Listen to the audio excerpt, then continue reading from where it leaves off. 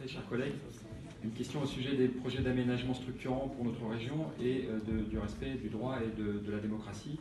Ces projets impactent profondément le quotidien des Franciliennes et des Franciliens, et à chaque fois, les mobilisations des associations de la société civile et des élus pour donner leur avis et leur analyse démontrent leur intérêt pour l'avenir de notre territoire, pour la priorité donnée au transport du quotidien et la préservation de l'environnement. Et pourtant, de plus en plus systématiquement, nous constatons que leurs opinions, et les nôtres, sont de moins en moins prises en compte, parfois ignorées, et qu'ils sont obligés du coup de s'organiser pour tenter de faire respecter le droit. Je donne 3 exemples notables que vous avez certainement en tête.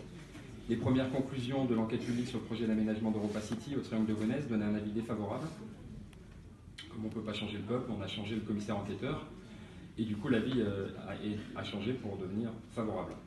Les consultations sur le projet du Charles de Gaulle Express n'étaient pas achevées, que les travaux étaient déjà enclenchés au mépris des élus et des citoyennes. Nous étions nombreux à Mitry-Mory pour le faire valoir.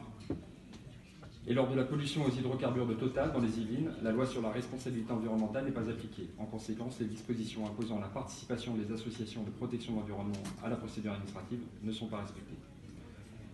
Et on peut ajouter bien sûr à cela un manque d'investissement en matière de respect de la protection de l'environnement, notamment dans le cadre du schéma directeur de la région Île-de-France, qui est censé prendre en compte la préservation et la valorisation des espaces naturels et agricoles.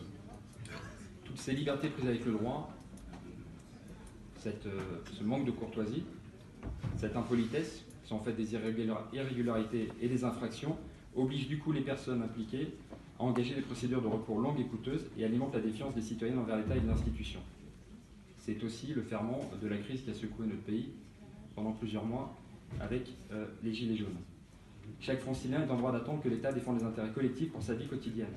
Or, de plus en plus par des décisions imposées, notamment par des déclarations dites d'utilité publique, le sentiment de défiance croît et laisse à penser que la vie de quelques intérêts particuliers, au hasard Auchan pour Europa City, Vinci pour le T4 ou pour le Charles de Gaulle Express, sont plus importants que l'intérêt général. Aussi 2 questions liées.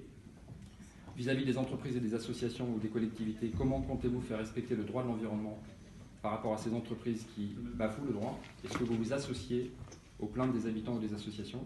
Et vis-à-vis de l'État que vous représentez, comment expliquez-vous que l'État puisse prendre des libertés, tout simplement ne pas respecter le droit dans le cadre des procédures de consultation de la population francilienne? Quelles mesures et quels moyens l'État met ou mettra en œuvre pour que l'institution remplisse le rôle majeur qui lui incombe, informer, consulter, coélaborer les politiques d'aménagement qui impactent leur vie quotidienne et pour faire respecter le droit au service des citoyennes?